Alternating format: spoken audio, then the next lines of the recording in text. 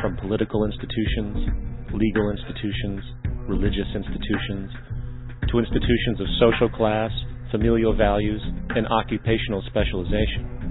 It is obvious the profound influence these traditionalized structures have in shaping our understandings and perspectives.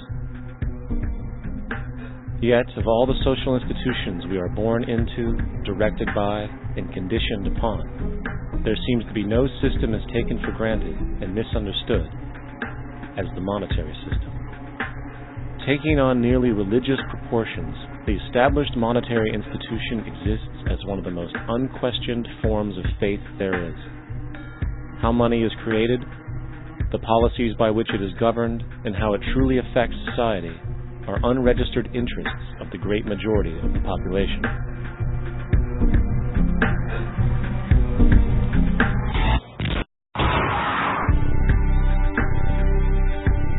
In a world where 1% of the population owns 40% of the planet's wealth, in a world where 34,000 children die every single day from poverty and preventable diseases, and where 50% of the world's population lives on less than $2 a day, one thing is clear: something is very wrong.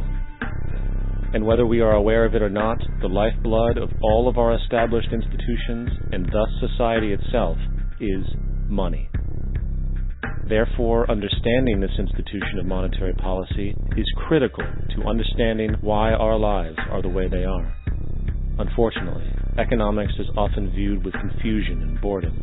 Endless streams of financial jargon, coupled with intimidating mathematics, quickly deters people from attempts at understanding it. However, the fact is, the complexity associated with the financial system is a mere mask, designed to conceal one of the most socially paralyzing structures humanity has ever endured.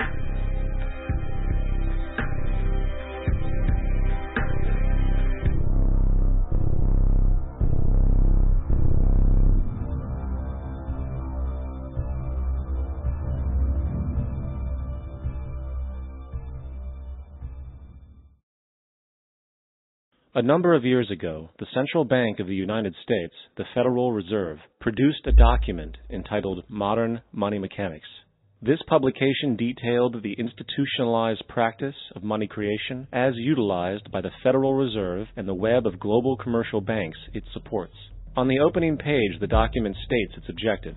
The purpose of this booklet is to describe the basic process of money creation in a fractional reserve banking system. It then proceeds to describe this fractional reserve process through various banking terminology, a translation of which goes something like this. The United States government decides it needs some money, so it calls up the Federal Reserve and requests, say, $10 billion. The Fed replies, saying, sure, we'll buy $10 billion in government bonds from you. So the government takes some pieces of paper, paints some official-looking designs on them, and calls them treasury bonds. Then it puts a value on these bonds to the sum of $10 billion and sends them over to the Fed. In turn, the people at the Fed draw up a bunch of impressive pieces of paper themselves, only this time calling them Federal Reserve notes, also designating a value of $10 billion to the Fed. The Fed then takes these notes and trades them for the bonds. Once this exchange is complete, the government then takes the $10 billion in Federal Reserve notes and deposits it into a bank account. And upon this deposit, the paper notes officially become legal tender money, adding $10 billion to the U.S. money supply. And there it is. $10 billion in new money has been created. Of course, this example is a generalization, for, in reality, this transaction would occur electronically, with no paper used at all. In fact, only 3% of the U.S. money supply exists in physical currency. The other 97% essentially exists in computers alone. Now, government bonds are, by design, instruments of debt, and when the Fed purchases these bonds, with money it essentially created out of thin air, the government is actually promising to pay back that money to the Fed. In other words, the money was created out of debt. This mind-numbing paradox of how money or value can be created out of debt or a liability will become more clear as we further this exercise. So, the exchange has been made and now $10 billion sits in a commercial bank account. Here's where it gets really interesting. For as based on the fractional reserve practice, that $10 billion deposit instantly becomes part of the bank's reserves, just as all deposits do. And regarding reserve requirements, as stated in modern money mechanics, a bank must maintain legally required reserves equal to a prescribed percentage of its deposits. It then quantifies this by stating, under current regulations, the reserve requirement against most transaction accounts is 10%. This means that with a $10 billion deposit, 10% or $1 billion is held as the required reserve, while the other $9 billion is considered an excessive reserve and can be used as the basis for new loans. Now, it is logical to assume that this $9 billion is literally coming out of the existing $10 billion deposit.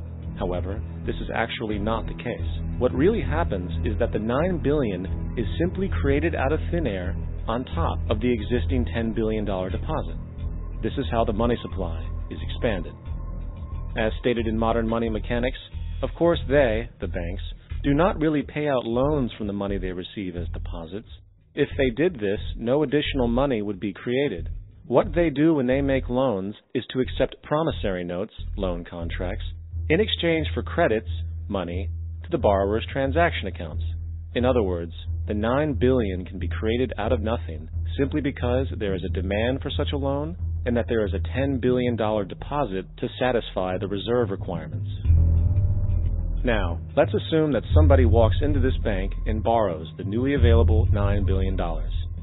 They will then most likely take that money and deposit it into their own bank account. The process then repeats, for that deposit becomes part of the bank's reserves. 10% is isolated, and in turn 90% of the $9 billion, or $8.1 billion, is now available as newly created money for more loans. And, of course, that 8.1 can be loaned out and redeposited, creating an additional 7.2 billion to 6.5 billion to 5.9 billion, etc.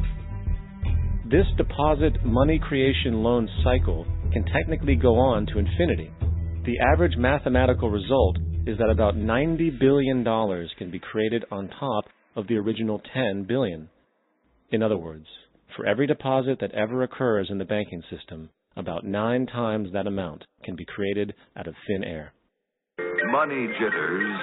Ask the obliging Bank of America for a jar of soothing instant money, M-O-N-E-Y, in the form of a convenient personal loan. So, now that we understand how money is created by this fractional reserve banking system, a logical yet elusive question might come to mind. What is actually giving this newly created money value? The answer? The money that already exists. The new money essentially steals value from the existing money supply. For the total pool of money is being increased irrespective to demand for goods and services.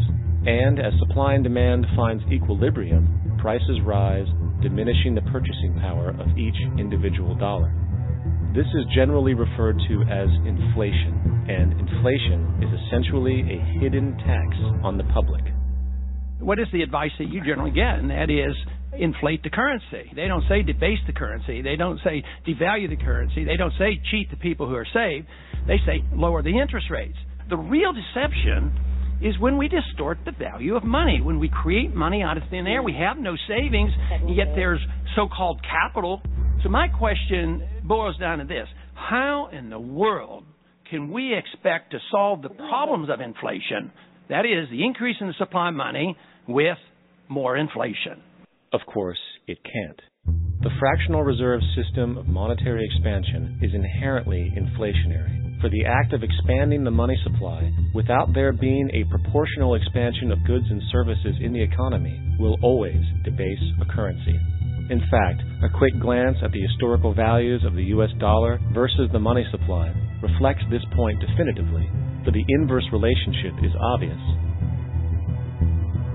$1 in 1913 required $21.60 in 2007 to match value.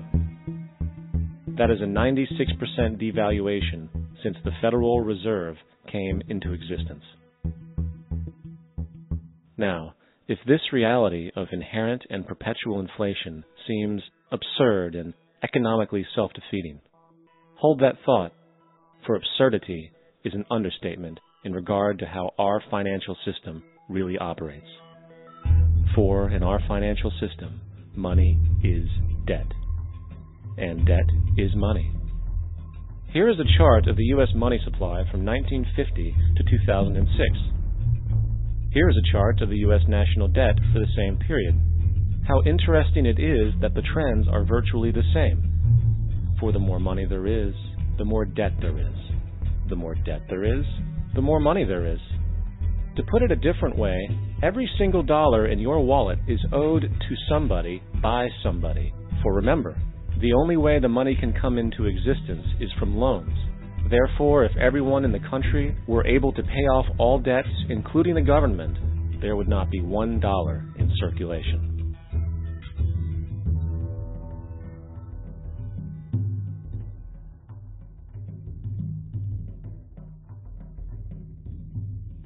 In fact, the last time in American history the national debt was completely paid off was in 1835 after President Andrew Jackson shut down the central bank that preceded the Federal Reserve.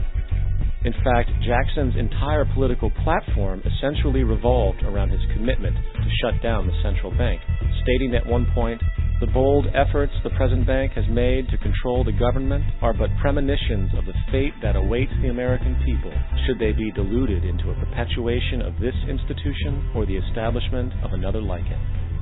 Unfortunately, his message was short-lived, and the international bankers succeeded to install another central bank in 1913, the Federal Reserve. And as long as this institution exists, perpetual debt is guaranteed. Now, so far we have discussed the reality that money is created out of debt, through loans. These loans are based on a bank's reserves, and reserves are derived from deposits. And through this fractional reserve system, any one deposit can create 9 times its original value, in turn debasing the existing money supply, raising prices in society. And since all this money is created out of debt and circulated randomly through commerce, people become detached from their original debt, and a disequilibrium exists, where people are forced to compete for labor in order to pool enough money out of the money supply to cover their costs of living.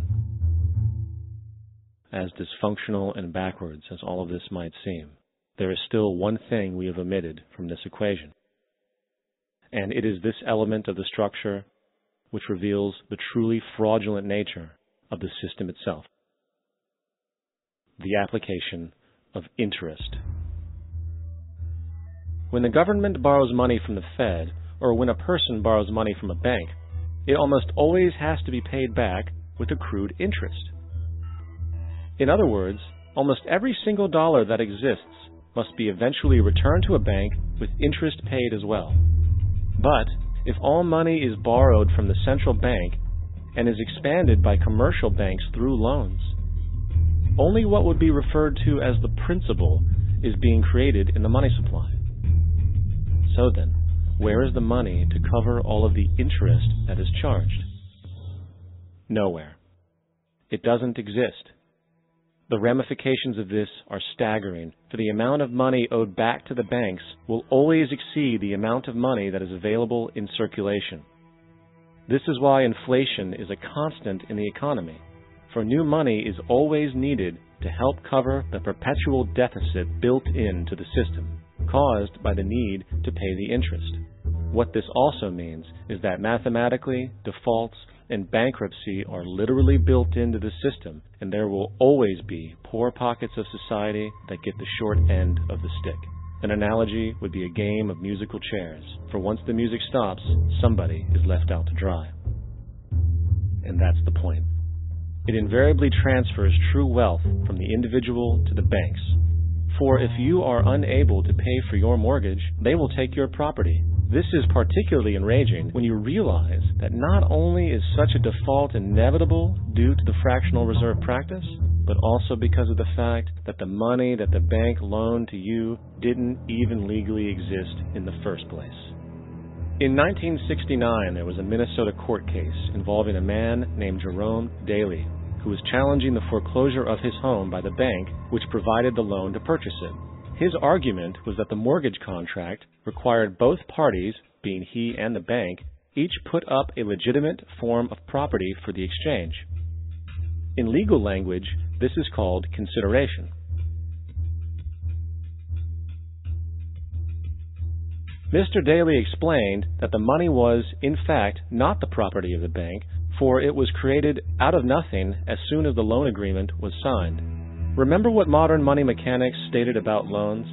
What they do when they make loans is to accept promissory notes in exchange for credits. Reserves are unchanged by the loan transactions, but deposit credits constitute new additions to the total deposits of the banking system. In other words, the money doesn't come out of their existing assets. The bank is simply inventing it, putting up nothing of its own, except for a theoretical liability on paper. As the court case progressed, the bank's president, Mr. Morgan, took the stand, and in the judge's personal memorandum, he recalled that the plaintiff, bank's president, admitted that, in combination with the Federal Reserve Bank, did create the money and credit upon its books by bookkeeping entry. The money and credit first came into existence when they created it. Mr. Morgan admitted that no United States law or statute existed which gave him the right to do this. A lawful consideration must exist and be tendered to support the note. The jury found that there was no lawful consideration, and I agree. He also poetically added, only God can create something of value out of nothing. And upon this revelation, the court rejected the bank's claim for foreclosure, and Daly kept his home. The implications of this court decision are immense. For every time you borrow money from a bank, whether it is a mortgage loan or a credit card charge, the money given to you is not only counterfeit, it is an illegitimate form of consideration, and hence voids the contract to repay, for the bank never had the money as property to begin with. Unfortunately, such legal realizations are suppressed and ignored, and the game of perpetual wealth transfer and perpetual debt continues. And this brings us to the ultimate question: why? During the American Civil War, President Lincoln bypassed the high-interest loans offered by the European banks and decided to do what the Founding Fathers advocated, which was to create an independent and inherently debt-free currency. It was called the greenback. Shortly after this measure was taken, an internal document circulated between private British and American banking interests stated, "Slavery is but the owning of labor, and carries with it the care of laborers, while the European plan is that capital shall control labor by controlling wages. This can be done by controlling the money. It will not do to allow the greenback, as we cannot control that." The fractional reserve policy perpetrated by the Federal Reserve, which has spread in practice to the great majority of banks in the world, is, in fact, a system of modern slavery. Think about it. Money is created out of debt. And what do people do when they are in debt? They submit to employment to pay it off. But if money can only be created out of loans, how can society ever be debt-free? It can't. And that's the point. And it is the fear of losing assets coupled with the struggle to keep up with the perpetual debt and inflation inherent in the system, compounded by the inescapable scarcity within the money supply itself, created by the interest that can never be repaid, that keeps the wage slave in line, running on the hamster wheel with millions of others, in effect powering an empire that truly benefits only the elite at the top of the pyramid. For, at the end of the day, who are you really working for? The banks. Money is created in a bank and invariably ends up in a bank. They are the true masters, along with the corporations and governments they support. Physical slavery requires people to be housed and fed. Economic slavery requires people to feed and house themselves. It is one of the most ingenious scams for social manipulation ever created, and at its core, it is an invisible war against the population. Debt is the weapon used to conquer and enslave societies, and interest is its prime ammunition. And as the majority walks around oblivious to this reality, the banks, in collusion with governments and corporations, continue to perfect and expand their tactics of economic warfare, spawning new bases, such as the World Bank and International Monetary Fund, while also inventing a new type of soldier, the birth of the economic hitman.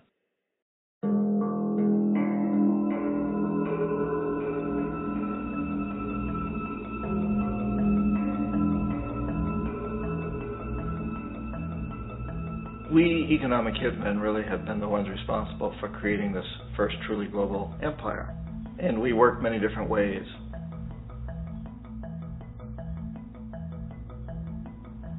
But perhaps the most common is that we will identify a country that has resources our corporations covet, like oil, and then arrange a huge loan to that country from the World Bank or one of its sister organizations. But the money never actually goes to the country. Instead, it goes to our big corporations to build infrastructure projects in that country, power plants, industrial parks, ports, things that benefit a few rich people in that country, in addition to our corporations, but really don't help the majority of the people at all. However, those people, the whole country is left holding a huge debt. It's such a big debt they can't repay it, and that's part of the plan, that they can't repay it. And so at some point, we economic hitmen go back to them and say, listen, you owe us a lot of money, can't pay your debt, so sell your oil real cheap to our oil companies. Allow us to build a military base in your country, or send troops in support of ours to someplace in the world like Iraq, or vote with us on the next UN vote. To have their electric utility company privatized and their water and sewage system privatized and sold to U.S. corporations or other multinational corporations. So there was that whole mushrooming thing, and it's so typical of the way the IMF and the World Bank work. That you put a country in debt, it's such a big debt it can't pay it, and then you offer to refinance that debt and pay even more interest. And you demand this quid pro quo, which you call a conditionality or good governance, which means basically that they've got to sell off their resources, including many of their social services, their utility companies, their school systems sometimes, their penal systems, their insurance systems, to foreign corporations. So it's a double, triple, quadruple whammy. The precedent for economic hitmen really began back in the early 50s when democratically elected Mossadegh, who was elected in Iran, he was considered to be the hope for democracy in the Middle East and around the world. He was Time Magazine's Man of the Year. But one of the things that he'd run on and began to implement was the idea that foreign oil companies needed to pay the Iranian people a lot more for the oil that they were taking out of Iran. The Iranian people should benefit from their own oil. Strange policy. We didn't like that, of course. But we were afraid to do what we normally were doing, which was to send in the military. Instead, we sent in one CIA agent, Kermit Roosevelt, Teddy Roosevelt's relative. And Kermit went in with a few $1 million and was very, very effective and efficient. And in a short amount of time, he managed to get Mossadegh overthrown and brought in the Shah of Iran to replace him, who always was favorable to oil. And it was extremely effective. Mobs overflow Tehran. Army officers shout that Mossadegh has surrendered and his regime as virtual dictator of Iran is ended. Pictures of the Shah are paraded through the streets as sentiment reverses. The Shah is welcomed home. So back here in the United States, in Washington, people looked around and said, wow, that was easy and cheap. So this established a whole new way of manipulating countries, of creating empire. The only problem with Roosevelt was that he was a card-carrying CIA agent, and had he been caught, the ramifications could have been pretty serious. So very quickly at that point, the decision was made to use private consultants to channel the money through the World Bank or the IMF or one of the other such agencies, to bring in people like me who worked for private companies, so that if we got caught, there would be no governmental ramifications.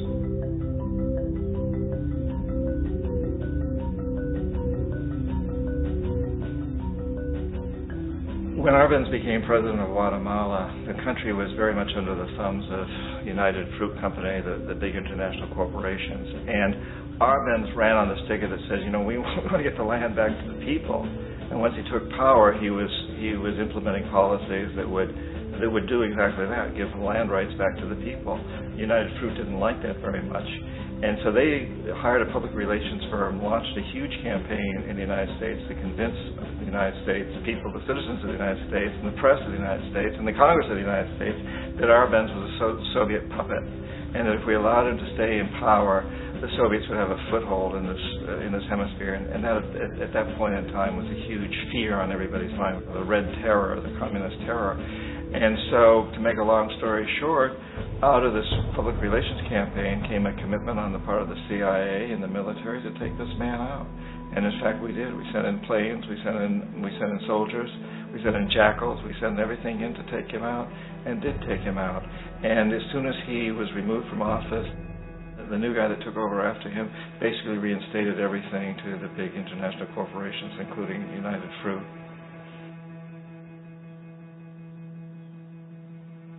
Ecuador, for many, many years, had been ruled by pro-U.S. dictators, often relatively brutal. Then it was decided that they were going to have a truly democratic election. Jaime Roldos ran for office. And his main goal, he said, as president, would be to make sure that Ecuador's resources were used to help the people. And he won, overwhelming, by more votes than anybody had ever won anything in Ecuador. And he began to implement these policies to make sure that the profits from oil went to help the people. Well, we didn't like that in the United States. I was sent down as one of several economic hitmen to change Roldos, to corrupt him, to bring him around, to let him know, okay, you can get very rich, you and your family, if you play our game, but if you continue to try to keep these policies you've promised, you're going to go. He wouldn't listen. He was assassinated. As soon as the plane crashed, the whole area was cordoned off. The only people that allowed in were U.S. military from a nearby base and some of the Ecuadorian military. When an investigation was launched, two of the key witnesses died in car accidents before they had a chance to testify. A lot of very, very strange things that went on around the assassination of Jaime Roldos. I, like most people who really looked at this case, had absolutely no doubt that it was an assassination. And of course, in my position as an economic hitman, I was always expecting something to happen to Jaime, whether it be a coup or assassination, I wasn't sure, but that he would be taken down because he was not being corrupted. He would not allow himself to be corrupted the way we wanted to corrupt him.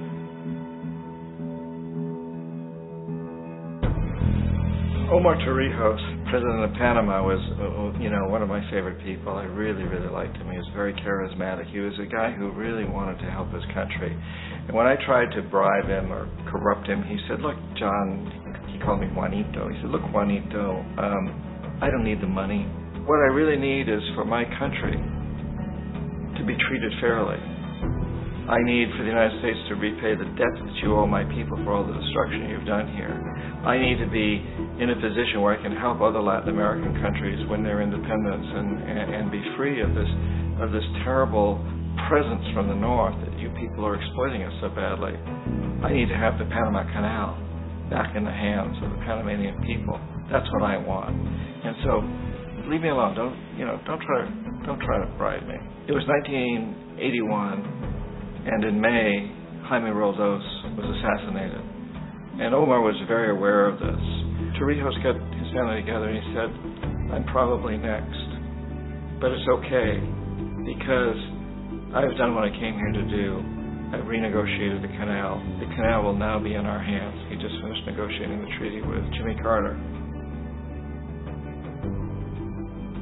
In June of that same year, just a couple of months later, he also went down in an airplane crash, which, there's no question, was executed by CIA-sponsored jackals. Tremendous amount of evidence that one of Torrijos' security guards handed him at the last moment as he was getting on the plane a tape recorder, a small tape recorder that contained a bomb.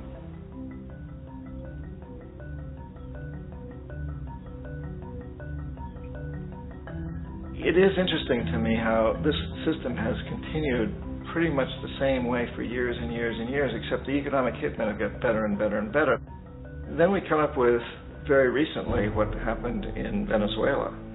In 1998, Hugo Chavez gets elected president, following a long line of presidents who had been very corrupt and basically destroyed the economy of the country. And Chavez was elected amidst all that. Chavez stood up to the United States, and he's done it primarily demanding that Venezuelan oil be used to help the Venezuelan people. Well, we didn't like that in the United States. So in 2002, a coup was staged, which there's no question in my mind, and most other people's minds, that the CIA was behind that coup.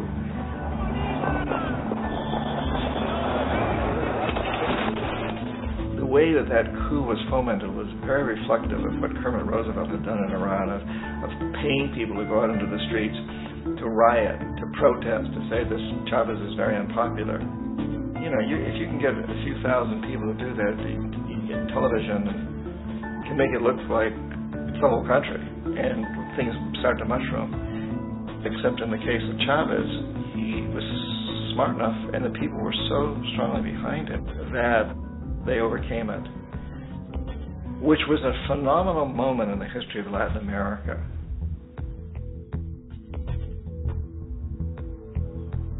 Iraq actually is a perfect example of the way the whole system works. So we economic hitmen are the first line of defense. We go in and we try to corrupt governments and get them to accept these huge loans, which we then use as leverage to basically own them. If we fail, as I failed in Panama with Omar Torrijos and in Ecuador with Jaime Roldos, men who refuse to be corrupted, then the second line of defense is we send in the jackals. And the jackals either overthrow governments or they assassinate. And once that happens and a new government comes in, boy, it's going to toe the line because the new president knows what will happen if he doesn't. In the case of Iraq, both of those things failed. Economic hitmen were not able to get through to Saddam Hussein. We tried very hard. We tried to get him to accept a deal very similar to what the House of Saud had accepted in Saudi Arabia, but he wouldn't accept it. And so the jackals went in to take him out. They couldn't do it. His security was very good. After all, he had one time worked for the CIA. He'd been hired to assassinate a former president of Iraq and failed, but he knew the system. So in 91, we send in the troops and we take out the Iraqi military. So we assume at that point that Saddam Hussein is going to come around. We could have taken him out, of course, at that time, but we didn't want him. He's the kind of strong man we like. He controls his people. We thought he could control the Kurds and keep the Iranians in their border and keep pumping oil for us. And then once we took out his military, now he's going to come around. So the economic hitmen go back in the 90s without success. If they'd had success, he'd still be running the country. We'd be selling him all the fighter jets he wants and everything else he wants. But they couldn't. They didn't have success. The jackals couldn't take him out again. So we sent the military in once again, and this time we did the complete job and took him out, and in the process created for ourselves some very, very lucrative construction deals. We had to reconstruct a country that we'd essentially destroyed, which is a pretty good deal if you own construction companies, big ones. So, Iraq shows the three stages. The economic hitmen failed there, the jackals failed there, and as a final measure, the military goes in. And in that way, we've really created an empire, but we've done it very, very subtly.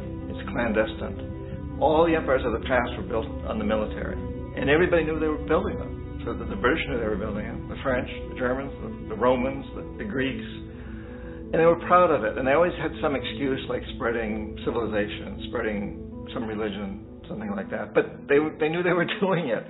We don't. The majority of the people in the United States have no idea that we're living off the benefits of a clandestine empire, that today there's more slavery in the world than ever before. And then you have to ask yourself, well, if it's an empire, then who's the emperor? Obviously, our presidents of the United States are not emperors. An emperor is someone who's not elected, doesn't serve a limited term, and doesn't report to anyone, essentially. So you can't classify our presidents that way. But we do have what I consider to be the equivalent of the emperor, and it's what I call the corporatocracy. The corporatocracy is this group of individuals, who run our biggest corporations, and they really act as the emperor of this empire. They control our media, either through direct ownership or advertising. They control most of our politicians because they finance their campaigns, either through their corporations or through personal contributions that come out of the corporations. They're not elected. They don't serve a limited term. They don't report to anybody. And at the very top of the corporatocracy, you really can't tell whether a person's working for a private corporation or the government because they're always moving back and forth. So, you've got a guy who one moment is the president of a big construction company like Halliburton, and the next moment he's vice president of the United States, or the president who is in the oil business. And this is true whether you've got Democrats or Republicans in the office. You have this moving back and forth through the revolving door. And in a way, our government is invisible a lot of the time, and its policies are carried out by our corporations on one level or another. And then again, the policies of the government are basically forged by the corporatocracy and then presented to the government, and they become government policy. So it's an incredibly cozy relationship. This isn't a conspiracy theory type of thing. These people don't have to get together and plot to do things. They all basically work under one primary assumption, and that is that they must maximize profits regardless of the social and environmental costs.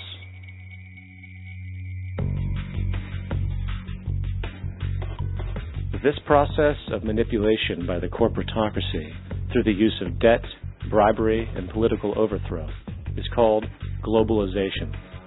Just as the Federal Reserve keeps the American public in a position of indentured servitude through perpetual debt, inflation, and interest, the World Bank and IMF serve this role on a global scale. The basic scam is simple. Put a country in debt either by its own indiscretion or through corrupting the leader of that country, then impose conditionalities or structural adjustment policies, often consisting of the following. Currency devaluation. When the value of a currency drops, so does everything valued in it. This makes indigenous resources available to predator countries at a fraction of their worth. Large funding cuts for social programs. These usually include education and healthcare, compromising the well-being and integrity of the society, leaving the public vulnerable to exploitation. Privatization of state-owned enterprises. This means that socially important systems can be purchased and regulated by foreign corporations for profit. For example, in 1999, the World Bank insisted that the Bolivian government sell the public water system of its third largest city to a subsidy of the U.S. corporation Bechtel. As soon as this occurred, water bills for the already impoverished local residents skyrocketed. It wasn't until after a full-blown revolt by the people that the Bechtel contract was nullified. Then there is trade liberalization, or the opening up of the economy through removing any restrictions on foreign trade. This allows for a number of abusive economic manifestations, such as transnational corporations